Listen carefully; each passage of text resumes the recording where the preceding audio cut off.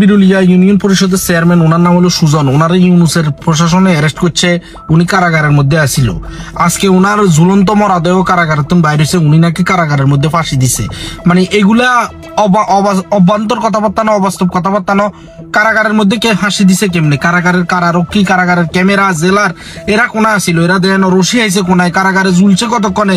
গলাত ফাঁস দিছে কতক্ষণে? এইগুলো কি বাংলাদেশের মানুষেরা নয়সয় বুঝাস তোরা কেন? মানে কারাগারের মধ্যে একটা লোকের রশি দিয়ে হাসি দিয়ে লাইলো, তোরা কেউ কইতি না, ইয়ে করতিলি না।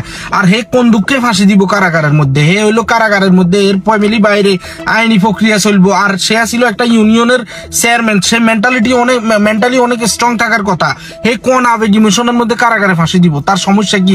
তোরা হেরে মারি জুলাই, বিকজ এই জুলাই আন্দোলনের সময় তার নিজের আত্মরক্ষার লাই হাতে শর্ট গান ইউজ করছিল, এটা লয়ে ভাইরাল হয়েছিল। এই জন্য তারে কারাগারের মধ্যে জামাইচ্ছা বিএনপি গুলো ঢুকি তারে ফাঁসির মধ্যে জুলাই তারে মারিয়ে লাইছে ভিতরে।